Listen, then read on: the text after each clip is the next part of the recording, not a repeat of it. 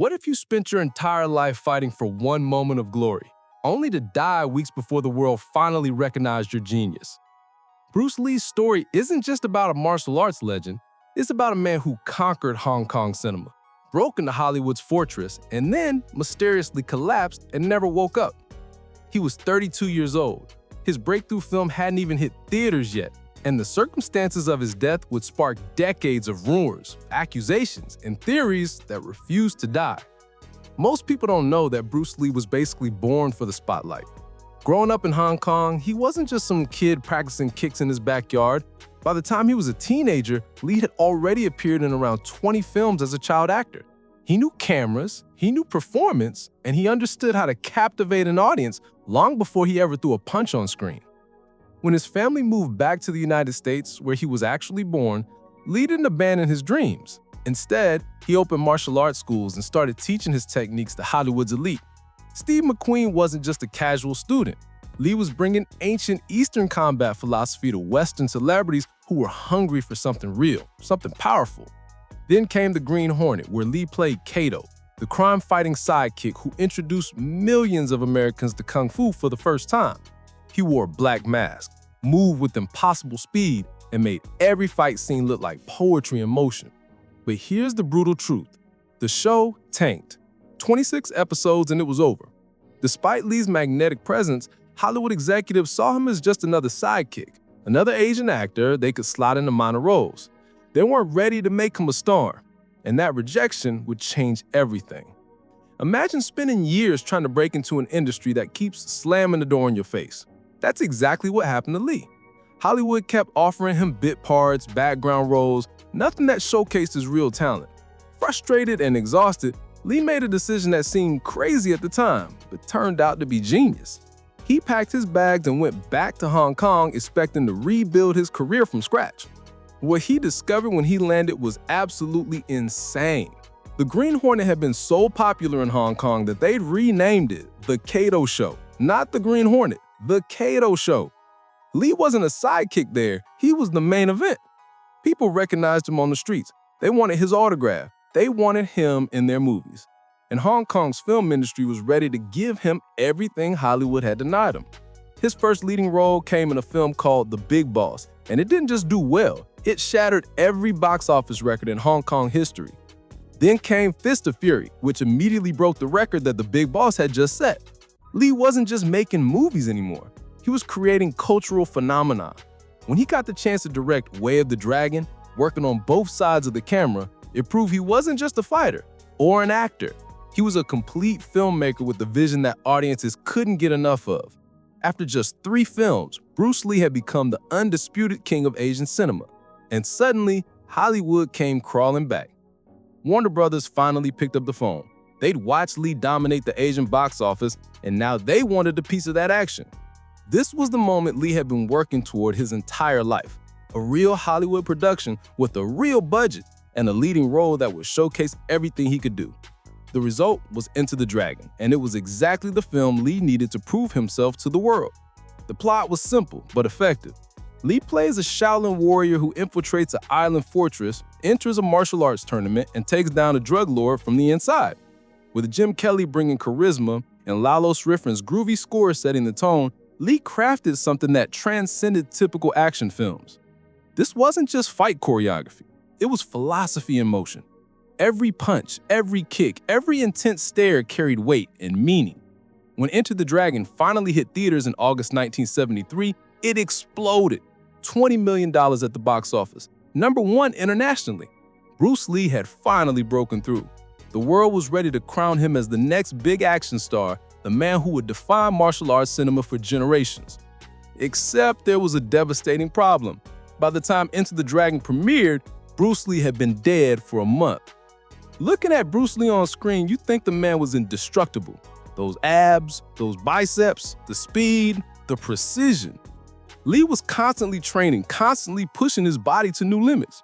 He did circuit training, isometric exercises, rope skipping, anything that would give him an edge. In interviews, he talked about how martial arts has shaped him, not just as a fighter, but as a human being, as a philosopher. Everything about him screams superhero. But behind that perfect physique, something was seriously wrong.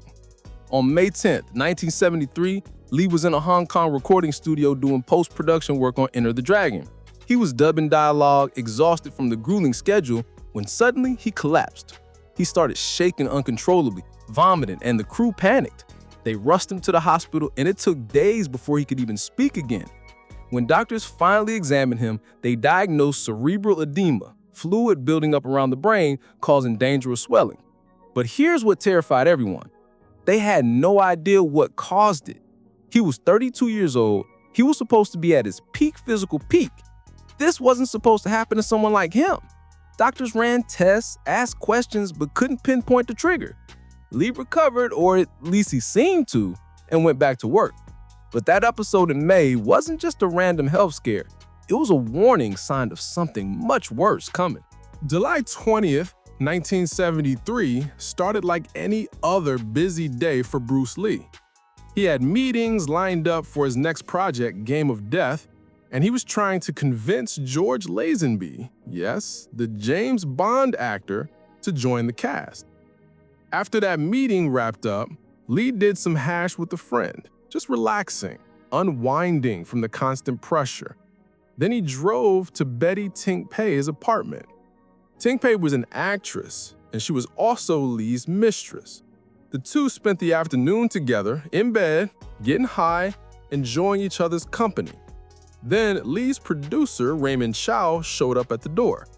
Instead of being awkward, Lee immediately launched into excited discussions about Game of Death, acting out scenes, demonstrating moves, completely energized about this new project. But then something changed. Lee started feeling dizzy. His head began pounding with a headache that wouldn't quit. Tink Pei, trying to help, offered him an accusations pill, a prescription painkiller mixed with a tranquilizer. Lee took it and went into Tink Pei's bedroom to lie down and rest. Chow left the apartment, leaving Lee and Tink Pei alone. Hours passed. When Tink Pei finally went to check on him, Lee wouldn't wake up. She shook him, called his name. Nothing. Panicking, she called Chow, who rushed back with a doctor and paramedics. But it was too late. Bruce Lee, the man who seemed unstoppable, was gone. He died in his sleep, in his mistress's bed, just weeks before the world would have celebrated him as an international superstar. The autopsy at Queen Elizabeth Hospital revealed something shocking. Lee's brain had swollen by nearly 13%. The official report stated that he died from congestion and edema of the brain, the exact same condition that had hospitalized him back in May. Initially, doctors blamed the cannabis in his system, suggesting that somehow the drug triggered the fatal swelling. But that theory fell apart pretty quickly. How could cannabis, something Lee had used before without issue, suddenly kill him? That's when Donald Tier entered the picture. This guy was a forensic expert recommended by Scotland Yard, and he had serious credentials. He performed Jimi Hendrix's autopsy, so he knew his way around celebrity deaths and drug-related cases. After conducting his own investigation, Tier reached a different conclusion. He believed Lee had suffered a severe allergic reaction to the accusations pill that Betty Tink Pei had given him. An allergic reaction so extreme that it caused his brain to swell until it killed him. That became the official explanation, the one that most medical professionals accepted. But there was a major problem with this theory. Betty Tink Pei later revealed that this wasn't the first time she'd given Lee an accusations pill. She'd given him the same medication before, and obviously it hadn't killed him on those occasions. So why now? Why did this particular pill trigger a fatal reaction when previous ones hadn't? Nobody had a good answer. And that uncertainty left the door wide open for something much darker. Raymond Chow made a critical mistake in the hours after Lee's death. Trying to protect Lee's reputation and shield his family from scandal, his production company released a statement claiming that Bruce Lee had died at home with his wife, Linda. It seemed like a harmless white lie, meant to avoid embarrassment. But when the press eventually uncovered the truth, that Lee had actually died in his mistress's apartment, all hell broke loose. The tabloids went crazy. Suddenly, Betty Tingpei wasn't just the woman Lee was with when he died. She became a suspect. Rumors started spreading that she'd poisoned him, that she was somehow responsible for his death. The accusations were vicious and relentless, even though there was zero evidence to support them. But the conspiracy theories didn't stop with Tingpei. Some people believed that rival martial artists had murdered Lee because they were furious that he was teaching ancient Chinese fighting techniques to Westerners. In their view, Lee was a traitor, and they decided to eliminate him. The most imaginative theories got even wilder. Some claimed that ninjas had assassinated Lee, sneaking into Tingpei's apartment and killing him silently. Others insisted that he'd been struck with the dim mak, the legendary death touch from martial arts mythology that supposedly allows a master to kill someone with a single blow. These theories persisted for years, fueled by the mysterious circumstances of his death and the initial cover-up. Even decades later, some people refuse to accept the official explanation. They point to the unanswered questions. Why did the accusations pill kill him this time but not before? Why did he have cerebral edema twice in just 2 months? Was there something else going on that doctors missed? Bruce Lee's death remains one of the most tragic ironies in entertainment history.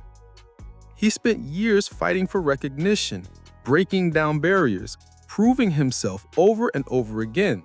He conquered Hong Kong cinema, finally broke into Hollywood, and created a film that would define martial arts movies for generations. And then, just weeks before Enter the Dragon turned him into a global icon, he was gone. The mystery surrounding his final hours has never been fully resolved. Medical professionals largely accept the allergic reaction theory, but questions linger. The conspiracy theories, as wild as they are, reflect how shocking and unexpected his death was. How does someone so young, so fit, so seemingly invincible just collapse and never wake up? Maybe the real tragedy isn't just that Bruce Lee died too soon.